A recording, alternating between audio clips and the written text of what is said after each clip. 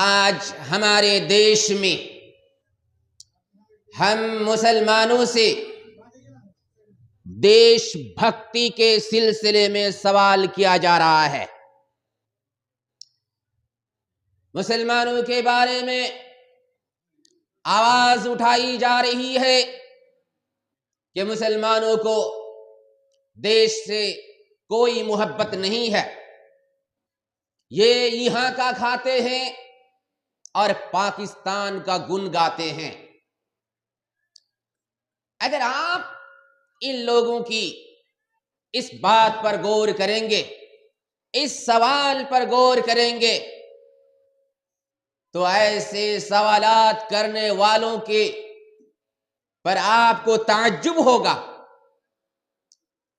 یہ کیسی بات ہے، کیسا سوال ہے؟ ایک دماغی انسان، ایک عقل مند انسان، ایک سمجھدار انسان ایسا سوال کبھی بھی نہیں کر سکتا۔ آپ کو دیش سے محبت ہے یا نہیں؟ مسلمانوں کو ہندوستان سے کوئی محبت نہیں؟ عجیب و غریب بات ہے۔ میرے باپ سے مجھے زیادہ محبت ہوگی یا مجھے کسی اور کے باپ سے زیادہ محبت ہوگی؟ مجھے اپنی اولاد سے زیادہ محبت ہوگی یا کسی کی اولاد سے، کسی کی سنتان سے زیادہ محبت ہوگی؟ آٹومیٹک ہر ایک کو اپنے باپ سے، اپنے ماتا پتا سے، اپنے والدین سے، اپنے پیرنٹس سے زیادہ محبت ہوگی، اپنی اولاد سے زیادہ محبت ہوگی، اپنی سنتان سے زیادہ محبت ہوگی۔ ٹھیک اسی طرح جو جہاں پیدا ہوا ہے اس زمین سے اسے محبت ہوگی، اس علاقے سے، اس گاؤں سے، اس دیش سے اسے زیادہ محبت ہوگی۔ یہ کبھی ہو ہی نہیں سکتا کوئی کہیں پیدا ہوا ہو اور کسی اور جگہ سے اسے محبت ہو، قطعاً نہیں۔ ٹھیک اسی طرح جب مسلمان بھارت میں پیدا ہوئے ہیں، اپنے دیش میں پیدا ہوئے ہیں، کسی اور دیش سے انہیں کیسے محبت ہو سکتی ہے؟ ایسا ہو ہی نہیں سکتا۔ جس کے دماغ میں بھیجا ہے وہ کبھی بھی ایسا سوال نہیں کر سکتا۔ ایسے ہی کہا جاتا ہے انسان مسلمان پاکستان کا گن گاتا ہے۔ کوئی بھی ماں کا لال ثابت کر سکتا ہے، کسی بھی مسلمان کو کسی نے دیکھا ہو پاکستان کا گن گاتے ہوئے، وہ پیش کرے، کسی ایسے مسلمان کو لا کر کے دکھائے کہ یہ پاکستان کا گن گاتے ہوئے دیکھا گیا ہے۔ قیامت کی صبح تک کوئی پیش نہیں کر سکتا۔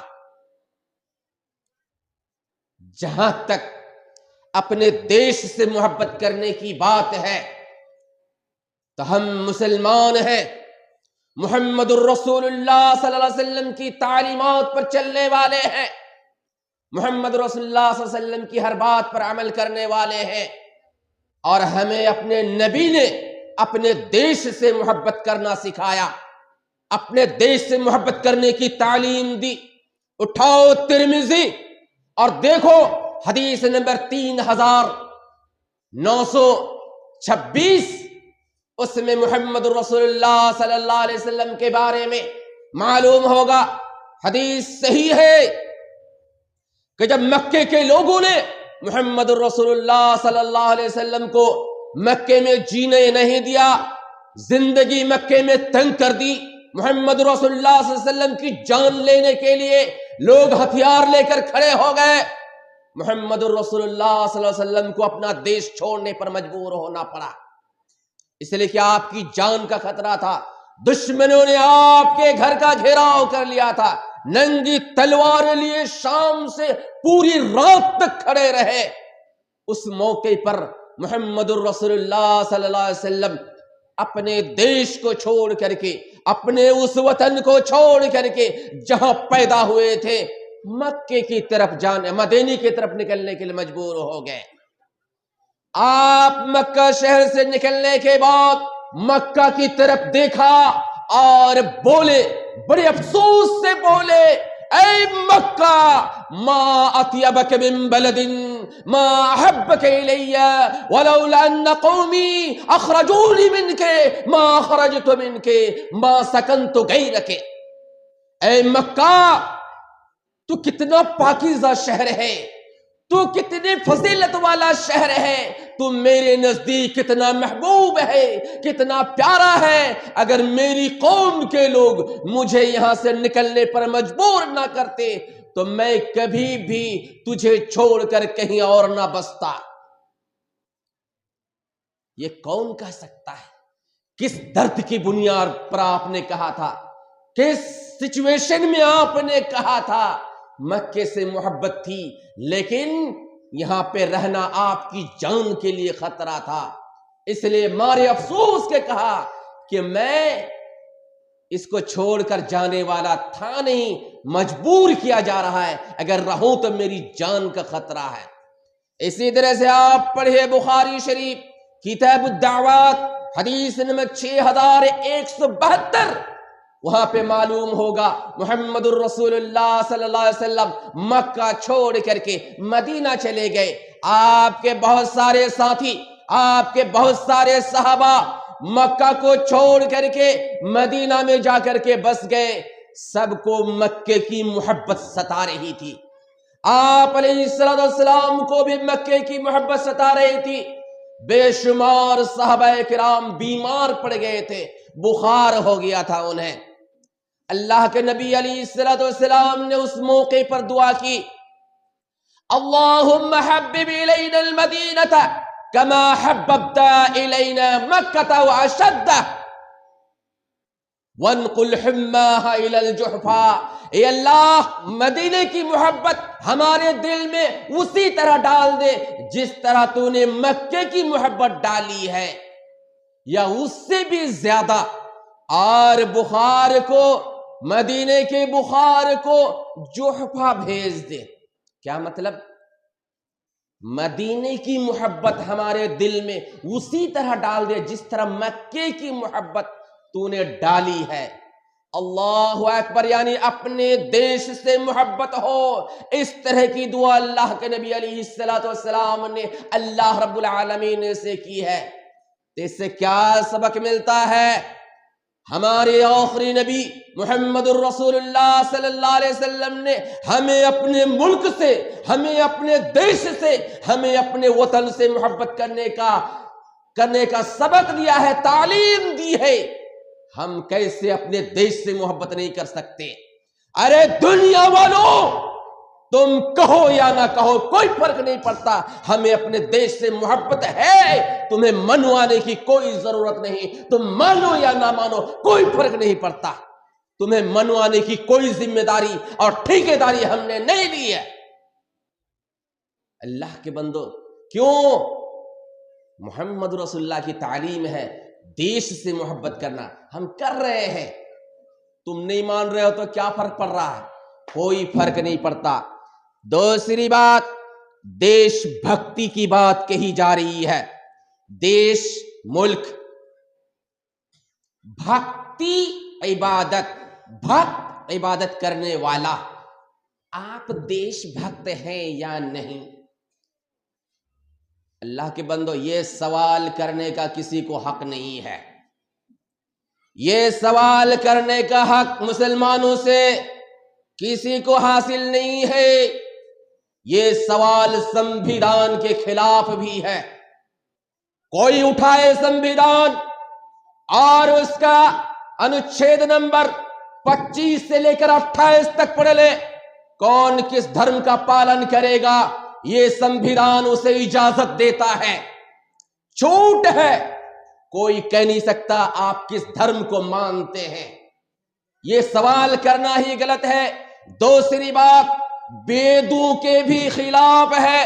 جو لوگ اپنے دھرم کا پالن کرتے ہیں، جو لوگ پڑھے لکھے ہیں، وہ اپنا وید اٹھائے، رگ وید منڈل نمبر 10 سوکت نمبر 121 کا پہلا منتر رگ وید کیا کہتا ہے؟ سادادھار پرتھوی دھاموتے بھام کسمے دے بے ہبش بدیم. یہ رگ وید کا منتر ہے. سا دادھار سا وہ اللہ، اسی پرمیشور نے، پرماتما نے، پرمیشور نے، اللہ نے، ایشور نے آکاش کو، پرتھوی کو اپنے اپنے استھان پر استھت کیا ہے. ہم اس ایشور کی، اللہ کی اپاسنا اور بھکتی کرتے ہیں. رگ وید ہی کا ایک اور منتر ہے، ایکو وشوسے بھونسیہ راجا. اس سمپورن برہمانڈ کا، دنیا کا، سنسار کا ایک ہی ایشور ہے، ایک ہی اللہ ہے. اسی اللہ کی عبادت ہوگی جس اللہ نے دنیا کو پیدا کیا، آسمان کو پیدا کیا، دھرتی کو پیدا کیا. اس پیدا کرنے والے کی اپاسنا ہوگی، بھکتی ہوگی، عبادت ہوگی، نہ کہ پیدا کی ہوئی چیز کی عبادت ہوگی. یہ رگ وید کہتا ہے. اگر کوئی کہتا ہے کہ زمین کی اپاسنا کرو، عبادت کرو، آسمان کی عبادت کرو، یہ ویدوں کے بھی خلاف ہے. اس وجہ سے یہ بات کہنا سنویدھان کے بھی خلاف ہوگا اور وید کے بھی خلاف ہوگا. ہم وید کی اس بات کو مانتے ہیں اور اسی کی عبادت کرتے ہیں جس نے ہمیں پیدا کیا، آسمان کو پیدا کیا، زمین کو پیدا کیا، پوری دنیا کو پیدا کیا. ہم وید کی بات مانتے ہیں مسلمان ہونے کے باوجود، اور ہمارا قرآن بھی وہی بات کہتا ہے.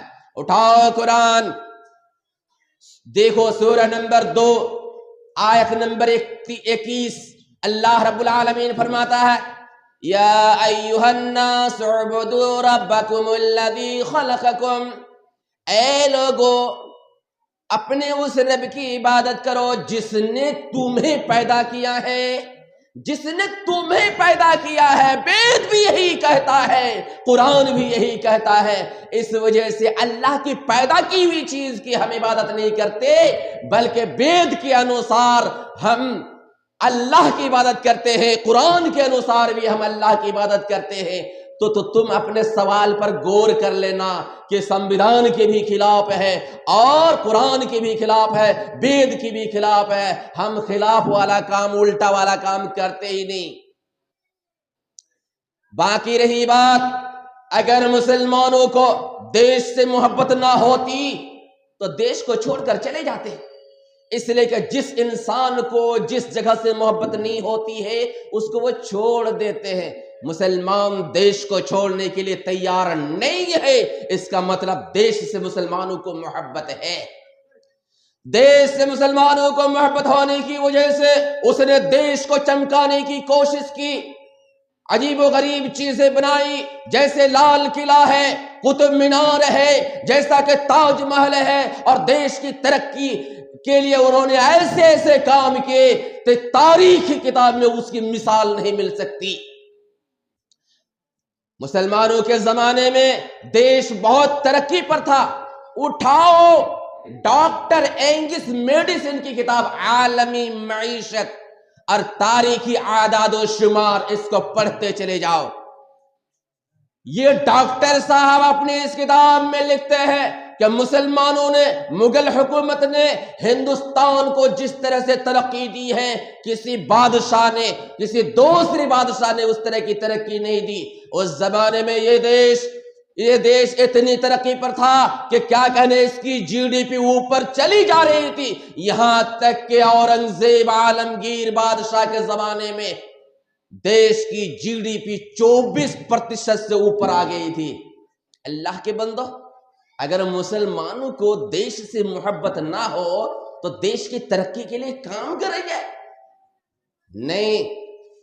جب دیش انگریزوں کے ہاتھ میں جانے لگا، دیش پر انگریز قبضہ کرنے لگے، سب سے پہلے میدان پر مسلمان ہی آئے تھے دیش کو بچانے کے لیے اور انگریزوں کو بھگانے کے لیے. ورنہ اٹھاؤ اتہاس کی کوئی بھی کتاب جو ہندوستان کی آزادی پر لکھی گئی ہو، سب سے پہلا نام جو انگریزوں کو بھگانے کے لیے آیا تھا، میدان میں اترے تھے، آپ کو سراج الدولہ کا نام ملے گا، اس کے بعد ٹیپو سلطان کا نام ملے گا، اس کے بعد پھر آپ کو وہابی موومنٹ اور دیگر مسلمانوں کا نام ملے گا۔